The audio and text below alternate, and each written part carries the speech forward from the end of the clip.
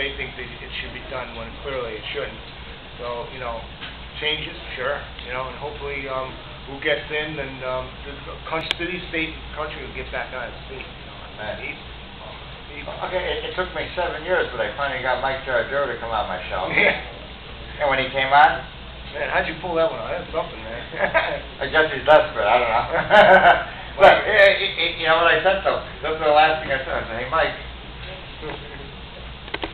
Now you became a Republican. Last two Republican mayors went to jail. Yeah, huh? Oh my God. Yeah.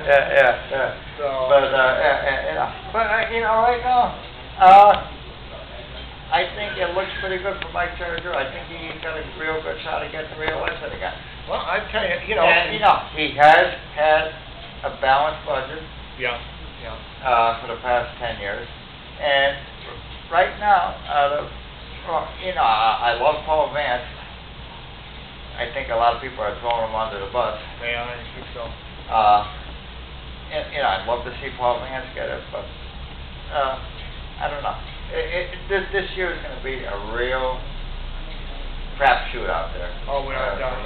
In my view, I have a view. I don't know if he would. You know who I think also would make at least I think he would make a great mayor. I think myself, and I don't. It would probably never ever happen. Would be Art Dent.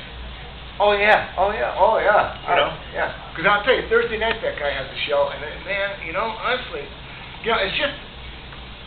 It reminds me of a lot of you, because I know, like we were talking earlier at the beginning of the show, that, you know, we say it as it is. Right, and not what you want to hear, but what you need to hear, you know. Right. So, right. And I think that's what he does. I like the guy as a human being, and that's how I feel. Okay, and I don't know if you saw my show. Oh, no, you were here last week when I had Frankie Bergio. Yep. Frank, another one, great guy. Yeah. You know, great guy. You know, he tells you what you need to hear. We need people like that. Independent. You know, Art Dent, Frank Bergio, Cicero Booker. Yep. The three of them, they're both in their 70s. The three of them together are like 225 years old.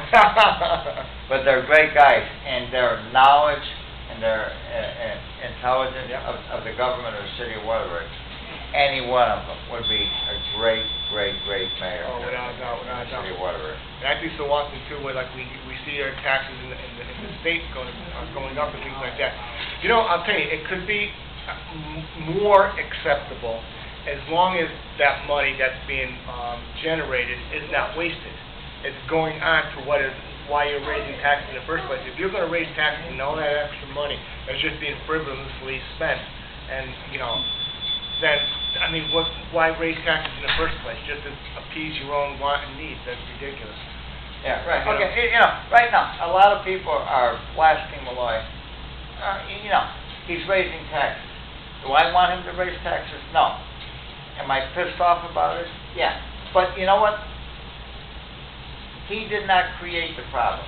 He inherited the problem. Right. That's what we were talking about last night. Right, yeah. Okay, and he came in, he says, I will not bond any money. Right. All these other mayors and governors and everything else came in and they bonded it. Your children, Justin over here, Colleen in there, they're going to be paying when we're long dead and gone. He says, no, I am not bonding this stuff. Right. We are going to take care of it now. I'll do what I have to do. I'll do it a layoff. I'll do it a tax increase. I'll do whatever I have to do. You know, right, wrong, or indifferent. Yeah. But you know, he inherited. He didn't create it, and he doesn't want to pass it on. He's a gutsy guy. He's doing it. Yeah. I mean, you know. And he's out there. He is totally involved. He's at every event. Yeah, I know that. Yeah. Betty Crocker, Jody Rell, didn't do nothing. She never went to anything. He is at every event. He's around there. He's there. I think she kind of bowed after a while. She'd come up with things and then she just wouldn't follow through with them. She'd, in my view, that's how I think of it. And I've read on that too. You know, Jody Rell. You know, she would back down. She'd hit, you know. And like I say, it's more Malloy's credit that he hasn't been doing that. Like I say, he's a gutsy guy. Yeah. You know? He goes to every event. He's out there, and when he ran for election, he said, "This is what I'm going to have to do." Yeah. He told you, "This is what I have to do." So, you know, he didn't lie to you. He's No, not, he didn't pull any punches anyway. yeah. You know, most politicians are liars. He didn't. You know, he did a pretty good job as mayor of Stanford for 14 years. Yeah. You know, and everybody bad-mouthing him, blasting him and everything else. I didn't vote for his opposition, I know, I can tell you that. His you know, this is what I didn't like. His opposition, Foley, Yeah. a multi-billionaire. Linda McMahon, a multi-billionaire. You know, I want somebody, okay, are you a millionaire? Are you No. I want somebody I don't think so. equal to me Right. to represent me. You know, you're a multi-millionaire, you're a multi-billionaire. How the hell can you represent me? You can't. Right. You're not looking at me the way I am. Right. Right. You know? Right. So, you know, that's the big thing that I had against all them. You know? You got to, like you say, you got to take and stand your ground, right or wrong, good, bad, or indifferent, and I guess do what you're going to do. Yeah. You know, and he might be a one-term governor. Yeah, I was just thinking about that earlier in the talk. Yeah. Yeah. Well, But wasn't Weicker like that? Wasn't he one term? he was a one-term governor. Yeah. Okay. Yeah, but that SOB. He started up the taxes. Started the income tax, but then Rowland said he was going to get rid of it, and that hasn't gone away. And now he's our economic development coordinator for the city of Waterbury.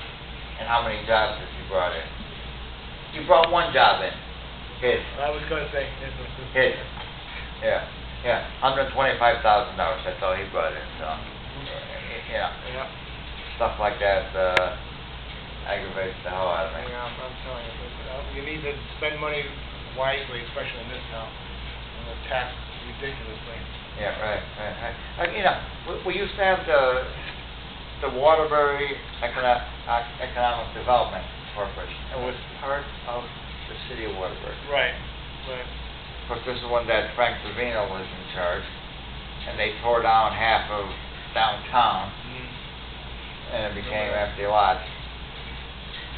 Tommy Gentile was an executive then, and he's still an executive there now.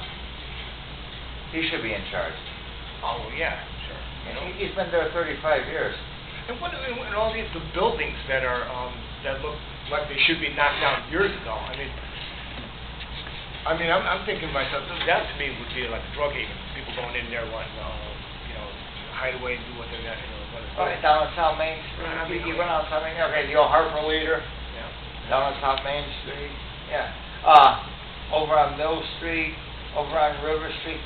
They got factories that are falling down. It's an eyesore. People aren't going to want to do business there. If you could make the place look more attractive, even that would bring in jobs anyways, and you would make the place look better where people would want to come in and Right. business or Okay. work or whatever. You're a corporate executive. Right. You want to move to someplace. You come to Waterbury. You're driving through, and you see a vacant building, half fallen down. No, you wouldn't want that. Yeah. That's what I mean. And then you go talk to them. Get the hell out of here. I'm not coming here. I'm not coming to this town. Yeah. It's crazy, And like I say, a lot of times appearance means a lot. It means everything when at the very first off. Yes. You come here one day, you do a drive-through, and you see all this stuff. Are you going to come back? No, I know.